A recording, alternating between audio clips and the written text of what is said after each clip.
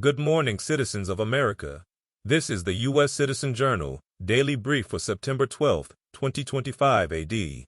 I'm here to bring you the latest news from around the world. Let's dive into today's top stories. Story 1.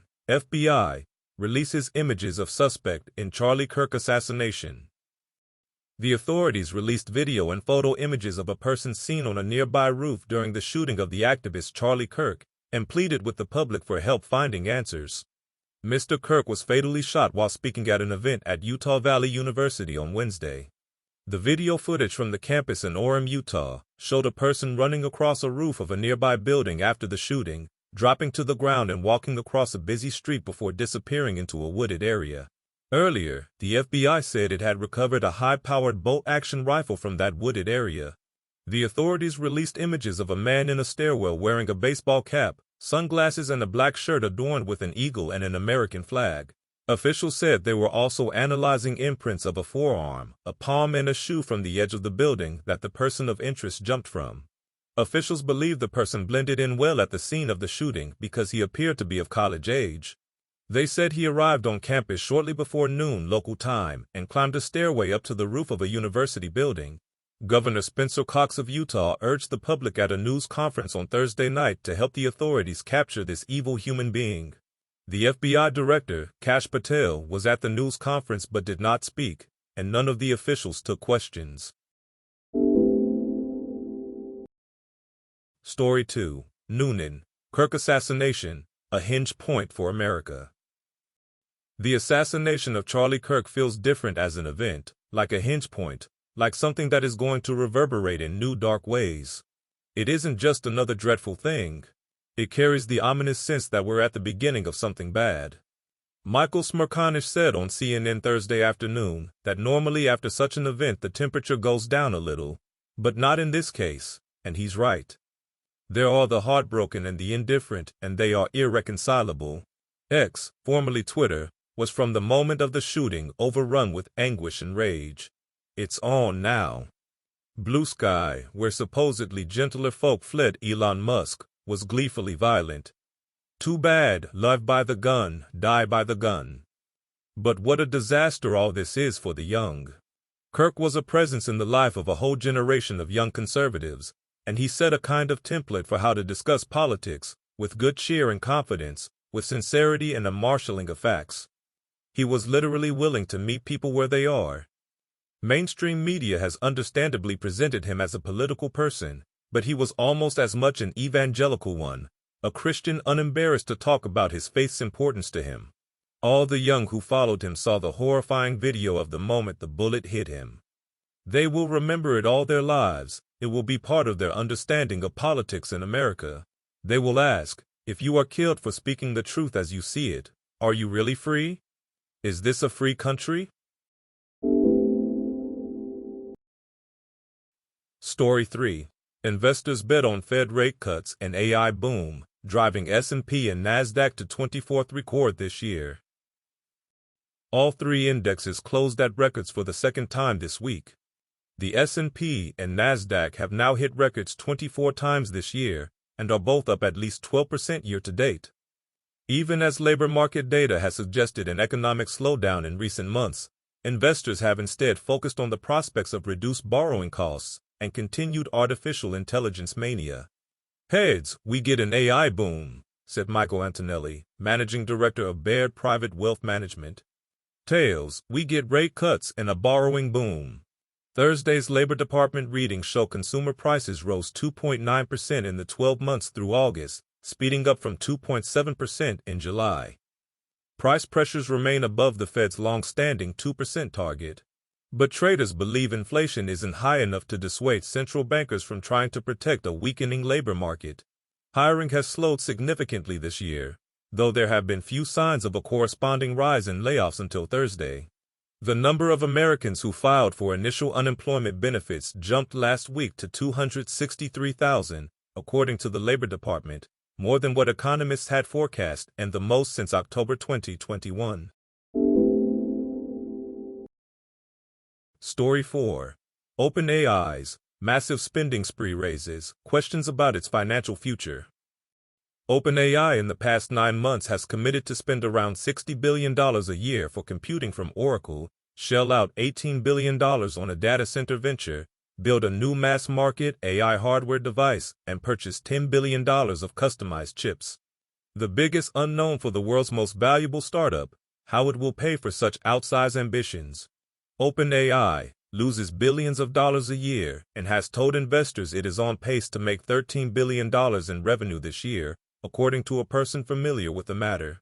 Less than 3 years since the launch of ChatGPT, OpenAI is tying its fate to a belief that companies and consumers will increase their spending on artificial intelligence at explosive rates for years to come, as the company is now on the hook to pay hundreds of billions of dollars over the next decade. The OpenAI deals that came to light in the past week have added more than $400 billion to the market value of 2 companies, chip designer Broadcom and cloud provider Oracle. They also put Oracle chairman Larry Ellison in striking distance of becoming the world's richest person. Oracle's stock market value jumped over $240 billion Wednesday after the company revealed a giant backlog of computing orders. Most of that is derived from a roughly $300 billion, 5-year computing deal with OpenAI, the Wall Street Journal reported. News Corp, owner of the Wall Street Journal and Dow Jones Newswires, has a content licensing partnership with OpenAI. OpenAI chief executive Sam Altman himself compared the AI investment boom to the dot-com era at a dinner last month and said that some AI startups and investors will get burned.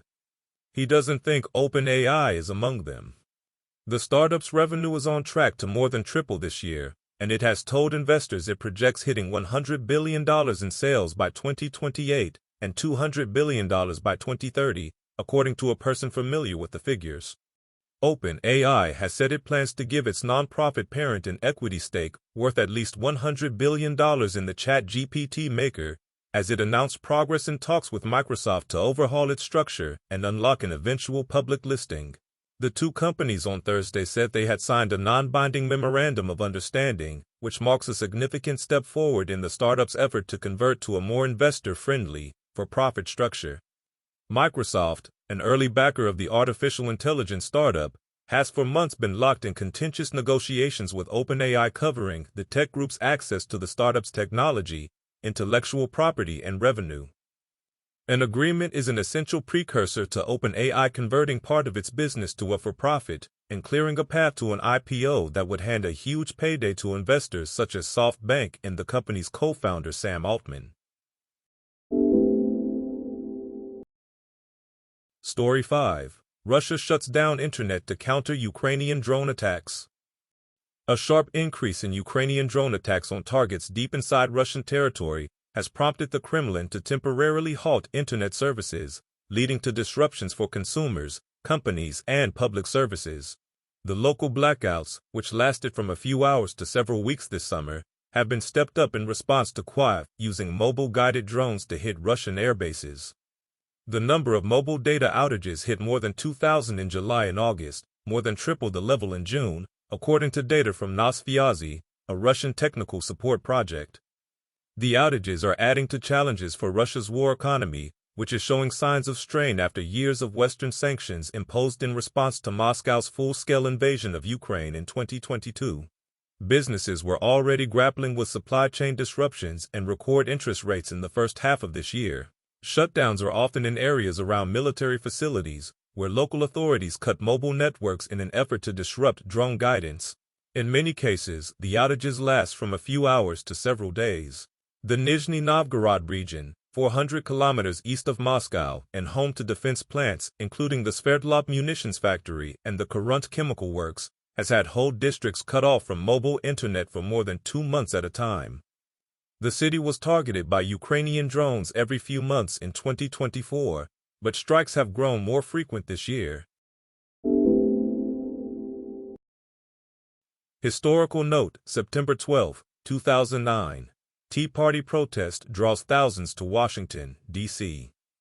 The September 12, 2009, Taxpayer March represented a pivotal moment in the Tea Party movement, which emerged as a populist conservative reaction to the Obama administration's expansion of federal programs. particularly the Affordable Care Act and economic stimulus spending following the 2008 financial crisis. The Tea Party drew its energy from grassroots anger over perceived government overreach, mounting federal debt, and cultural changes, attracting predominantly white, older Americans who felt disconnected from traditional Republican establishment politics. While initially focused on fiscal conservatism and constitutional originalism, the movement's populist anti-establishment sentiment, its embrace of nationalist themes, and its appeal to voters who felt economically and culturally displaced, created a natural pipeline to Donald Trump's MAGA movement, beginning in 2015. Trump successfully absorbed much of the Tea Party's base, while maintaining the movement's core anti-elite messaging and outsider appeal. Many Tea Party organizations and leaders either endorsed Trump or saw their supporters migrate to his campaign, as MAGA essentially became the Tea Party's evolved form, retaining its populist energy while broadening its nationalist and culturally conservative focus beyond the original emphasis on taxes and spending. That's all for today's brief. Join us again tomorrow for more news and updates. This show was produced by Greg Loving, wishing you a great day ahead. Please follow and rate us on Apple Podcasts, YouTube, or Spotify. It helps other listeners find us. Stay informed and ad astra per aspera.